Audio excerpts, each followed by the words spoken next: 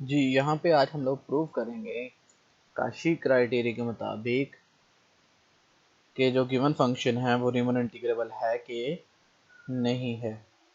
यहाँ पे सबसे पहले मैंने आपके सामने एक डायरेक्टली फंक्शन रिप्रेजेंट किया है। डायरेक्टली फंक्शन किस इंटरवल से लिया है मैंने 0 to 1। यहाँ पे a 0 है, b 1 है। मैंने किस तरह डिफाइन किया है कि 0 आएगा जब कोई भी इरेशनल नंबर लिया जाएगा। किसके दरमियान से इरेशनल नंबर लिया जाएगा? 0 1 के दरमियान में से। इरेशनल नंबर होगा तो 0 नंबर देगा, और जब रैशनल नंबर लिया जाएगा उस पे उसकी वैल्यू क्या आएगी? 1 आएगी। फॉर एग्जांपल मैं आपको समझाता हूँ। अगर मैं रैशनल नंबर लेता हूँ 1/2, तो 1/2 मेरे पास यहाँ पे रैशनल नंबर है, तो यहाँ पे इस फंक्शन की वैल्यू क्या आनी है? 1 आनी है। अगर मैं ले लूँ f इज इक्वल टू 1/√2, तो ये इरेशनल नंबर है, और 1/√2 इरेशनल नंबर पे फंक्शन वैल्यू क्या आनी है?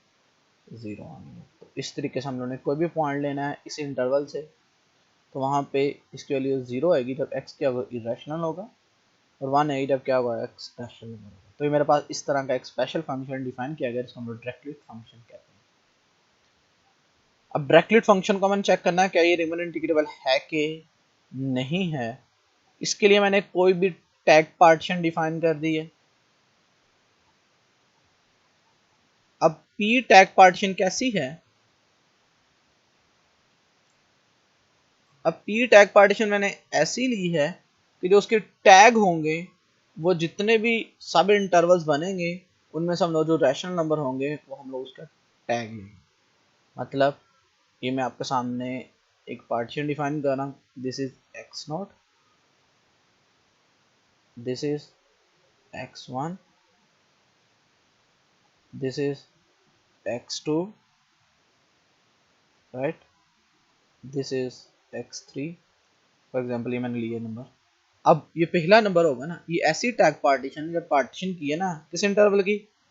0 to 1 इंटरवल की मैंने पार्टीशन की है, राइट। तो मैंने टैग कैसे किया है? मैंने इस इंटरवल में से वो पॉइंट टैग करना है जिसको मैं t1 का जनरली नाम देता था।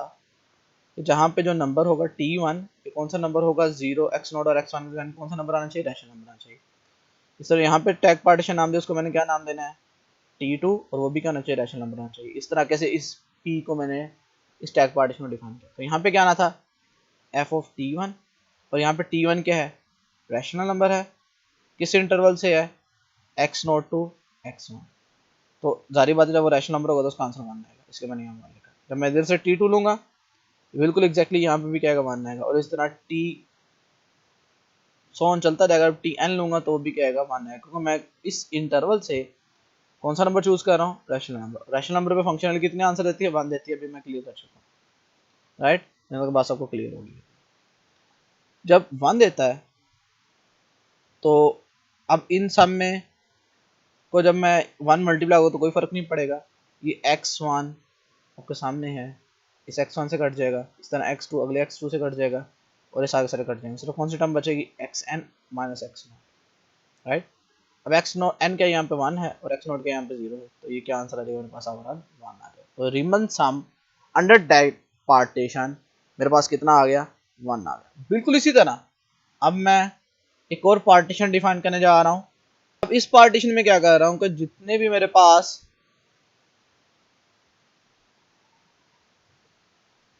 पार्टीशन में उसके बाद जो टैग करना है मैंने वो किस तरीके से करना है? वो सारे के सारे इरेशनल नंबर्स टैग करने। मतलब मेरे पास अगर इंटरवल था, this is x0, this is x1। अब मैंने इसके अंदर से किसी एक पॉइंट को टैग करना है, चाहे वो एंड वाले पॉइंट भी हो सकते हैं जिसको मैंने t का नाम दिया है। अब t1 कौन सा नंबर लेना है मैंने? हमेशा यहाँ पे मैंने t1 जो लेना है, इस तरह t2 लेना है। जो कौन सा नंबर लेना है? सारे के सारे मैंने वो नंबर लेने हैं जो क्या होंगे? इरेशनल होंगे। जारी बात है जब फिर f ऑफ t1 आएगा यहाँ पे क्या आना था? f ऑफ t1, और f ऑफ t1 कितना आंसर देगा मेरे पास? 0। क्यों? क्योंकि t1 कौन सा नंबर लिया मैंने? इरेशनल नंबर, और इरेशनल नंबर पे फंक्शनल क्या आती है? 0 आती है। इस तरह f ऑफ t2 भी क्या देगा? 0 देगा। इस तरह f ऑफ tn भी क्या देगा? 0 देगा। जब ये 0 देगा सब मल्टीप्लाई होगा, 0 क्या आ जाएगा? 0 नहीं आ जाएगा। इसका मतलब एक पार्टीशन मैंने डिफाइन की, उस पार्टीशन में तभी इसका सम 1 आ रहा है।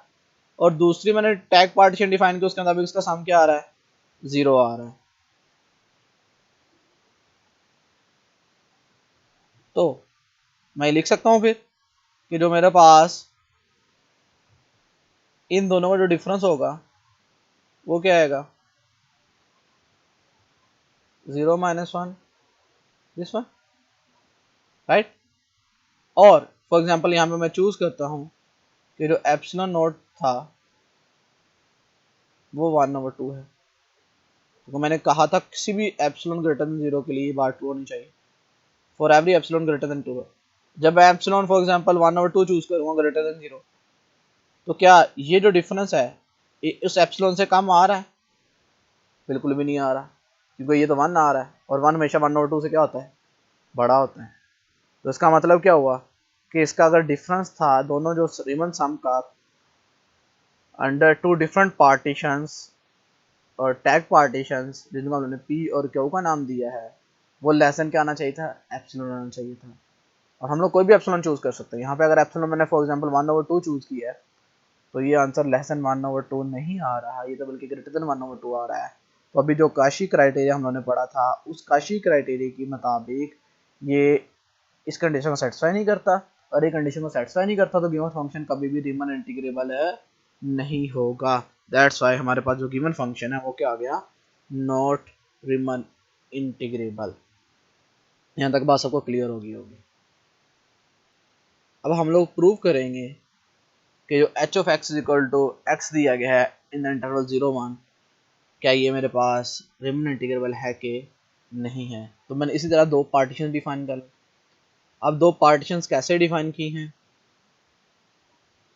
पहली बात तो ये जो x0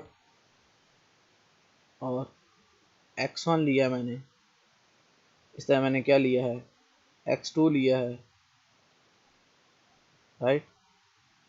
तो यहाँ पे किस तरीके से टैग किया मैंने, जो p टैग पार्टीशन है वो इस तरीके से की है कि अगर ये वाला इंटरवल है x0 तो x1 में स्टडी कर रहा है तो उसका टैग पॉइंट क्या होगा, लेफ्ट हैंड पॉइंट। इस तरह इस इंटरवल पे टैग क्या पॉइंट होगा, लेफ्ट हैंड पॉइंट। जबकि क्यू में अपोजिट किया है, क्यू में कौन सा टैग पॉइंट होना है, इस इंटरवल के लिए क्यू में राइट होना है।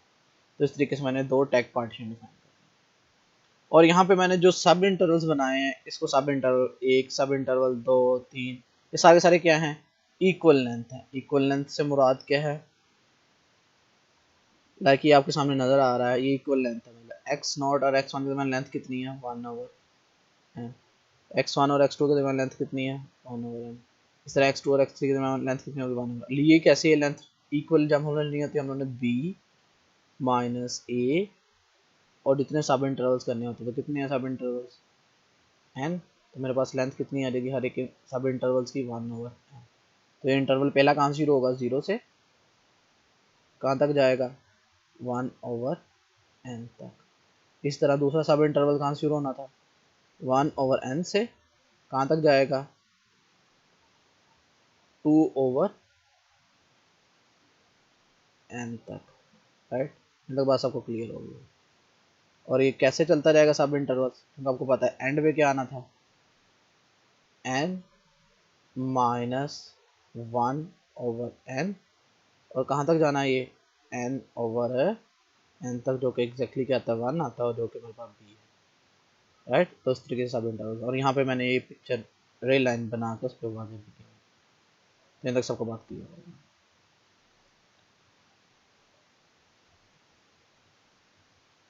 जी, तो यहाँ तक तो बात सबको समझ आ गई।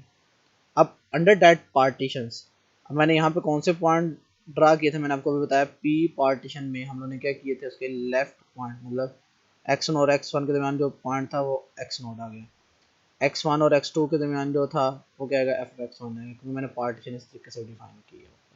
ये आपके सामने है, देख लेंगे मैंने पार्टीशन डिफाइन किस तरीके से।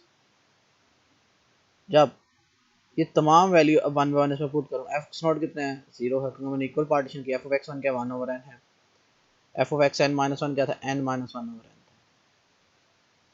अब यहाँ पे मेरा फंक्शन क्या है, यहाँ पे मेरा फंक्शन दिया गया है जी f(x), h ऑफ, यहाँ पे f(x) नहीं लिखेंगे, यहाँ पे h ऑफ x आना था, या हम लोग यहाँ पे h की बजाय f लिख लेते ताकि हमें जनरली जो बात है वो क्लियर हो जाए।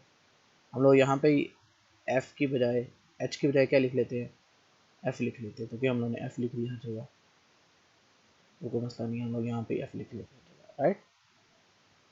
ये लोग बात क्लियर होगी।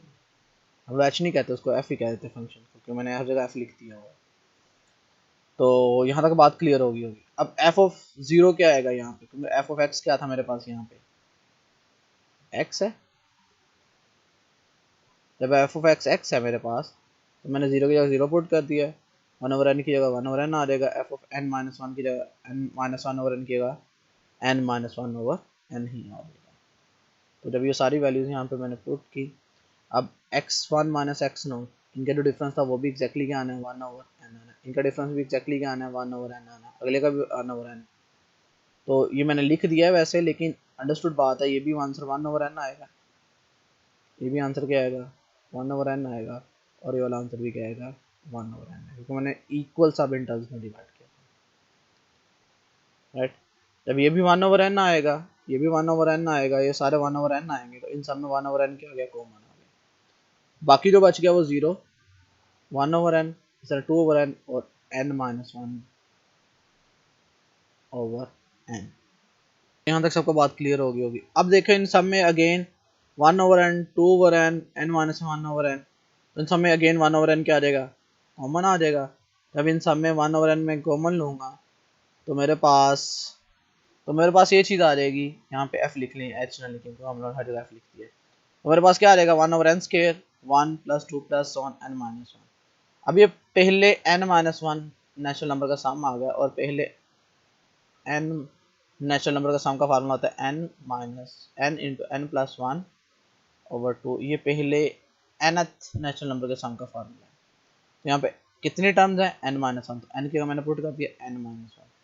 यहाँ पे n की क्या पुट होना है, n-1, लेकिन -1 + 1 क्या देंगे, कैंसिल हो जाएंगे, इसलिए जस्ट n बच गया, डिवाइड बाय 2। एक n से क्या हो गया, कैंसिल हो गया, तो n-1/2 n बच गया। तो मेरे पास अंडर दैट पार्टीशन मेरे पास ये समझ गया। अब मैंने क्यों एक और पार्टीशन डिफाइन की हुई थी, लेकिन उसमें सब इंटरवल्स में मैंने लेफ्ट पॉइंट लिया था, पे जो मैंने सब इंटरवल्स में डिफाइन किया था वो मैंने राइट हैंड पॉइंट डिफाइन किया था, आपके सामने था जब मैंने टैग पार्टीशन डिफाइन की थी x0 और x1। तो मैंने पहले इंटरवल के लिए जो टैग लिया था वो आपको पता है राइट हैंड पॉइंट, तो यहाँ पे क्या आना था, f ऑफ x1 आना था, राइट। यहाँ पे क्या आना था, f ऑफ x1। इस तरह यहाँ पे क्या आना था, f ऑफ x2, यहाँ पे क्या आना था, f ऑफ xn। अब यहाँ पे सभी इक्विवेलेंट इंटरवल्स हैं, ये 0 था, नेक्स्ट क्या था, 1/n था, इसलिए मैंने f ऑफ x1 की जगह डायरेक्ट पुट कर दिया f ऑफ 1/n। अगला क्या आना था, x2 आना था, तो x2 क्या था यहाँ पे 2/n, इसलिए जस्ट 2/n पुट कर दिया, और लास्ट वन क्या था n/n, तो डायरेक्ट पुट कर दिया। दोनों बात आपको क्लियर होगी। ये डिटेल से हमने पीछे जो पहली पार्टीशन थी पी में उसमें हम लोग पढ़ चुके हैं, इसलिए अब इसमें डिटेल में समझने की जरूरत नहीं है, हमें आइडिया हो चुका होगा किस तरीके से लिखी जा रही है। अब f of 1/n, f of x किसके बराबर है, x के बराबर है, इसलिए f ऑफ 1/n भी क्या आ जाएगा, 1/n। f ऑफ 2/n भी क्या आ जाएगा, 2/n आ जाएगा। और x डॉट माइनस x1 का गेन डिफरेंस मैं आपको बता रहा हूँ, ये गेन क्या ना 1/n है, क्योंकि सब इंटरवल्स इक्वल है, ये भी डिफरेंस क्या ना 1/n आना है, और ये वाला डिफरेंस भी क्या ना 1/n आना है, राइट। अब देखो इन सब में ये 1/n क्या आ जाएगा, कॉमन आ जाएगा, बाकी के अंदर बच जाएगा 1/n + 2/n + n/n। अब इनमें अगेन सब में क्या कॉमन आ रहा है, n कॉमन आ रहा है, तो मेरे पास क्या आ जाएगा n स्क्वायर, और अंदर क्या आ जाएगी पहले n नेचुरल नंबर। पहले n नेचुरल नंबर का सम क्या होता है, n इंटू n + 1/2, एक n से कट गया, तो मेरे पास रिमन सम आ गया अंडर दैट पार्टीशन n + 1/2। अब इन दोनों पार्टीशंस के मुताबिक जो मैंने रिमन सम कंप्यूट किया हुआ है क्यू पार्टीशन और एफ पार्टीशन के क्रॉसपेंडिंग, यहाँ क्यू पार्टीशन और पी पार्टीशन, यहाँ पे एफ आएगा, यहाँ पे एफ आएगा, और यहाँ पे पी आएगा, राइट। यहाँ पे भी पी ही आना है क्योंकि मैंने पी पार्टीशन डिफाइन की थी। तो यहाँ पे एच की वजह हम लोग क्या यूज़ कर रहे हैं, जनरली एफ यूज़ कर रहे हैं, क्योंकि हम लोगों ने बताया कि वहाँ पे हमारे पास एफ बन गया था, राइट। तो यहाँ पे हम लोग ने क्या यूज़ किया है, इसका जो रिमन सम आया था n+1/2n आया था, माइनस इसका जो रिमन सम आया था n-1/2n आया था। जब इन दोनों का मैंने डिफरेंस लिया है तो 2n एलसीएम आ गया, n plus 1 minus n plus 1, right. n से क्या हो गया, कट गया, मेरे पास क्या आ गया 2/2n, 2 से हट गया 1/n आ गया, 1/n। तो लेसन एप्सिलॉन होगा कब, जब n क्या आएगा ग्रेटर देन 1/एप्सिलॉन। तो ये कराची क्राइटेरिया कहता है। और यहाँ पे क्यू और पी रिमन सम लिए गए हैं, क्यू और पी की जो टैग पार्टीशन होगी वो जाहिर बात है किस नंबर से छोटी होगी, वो जो हमारे पास चूज कर रहे हैं हम लोग ईटा एन, उससे क्या होगा, हमेशा उसकी एप्सिलॉन वैल्यू लेस होगी, राइट। इसको मैंने नाम दिया था जनरली डेल्टा, और डेल्टा यहाँ पे क्या आएगा, वही एप्सिलॉन आएगा। यहाँ तो कोई बात पूछनी हो तो पूछ लें, मेरे ख्याल से सबको बात क्लियर होगी। जस्ट यहाँ पे नोटेशंस का एक डिफरेंस पड़ा है, हम लोगों ने एच रिप्रेजेंट कर दिया और बाद में हम लोग एफ लिख रहे हैं, इससे कोई फर्क नहीं पड़ता, तो एच लिखें, एफ लिखें, जी लिखें, एच लिखें, जस्ट हमें पता होना चाहिए फंक्शन कौन सा है और उसका उसका रिमन सम कैसे कंप्यूट करना है। इससे हमें कोई फर्क नहीं पड़ता हम लोग उसको एच से रिप्रेजेंट कर रहे हैं, एफ से रिप्रेजेंट करते हैं, किसी और चीज़ से, राइट। तो इसलिए मैंने यहाँ पे एफ लिखा था, इसलिए मैंने यहाँ एच की हर जगह क्या कर दिया, एफ लिख दिया, ताकि हम लोग मत किया। तो गिवन फंक्शन क्या हो गया मेरे पास, प्रूफ रीमान इंटीग्रल किस मेथड के तहत, काशी क्राइटेरिया। Thank you.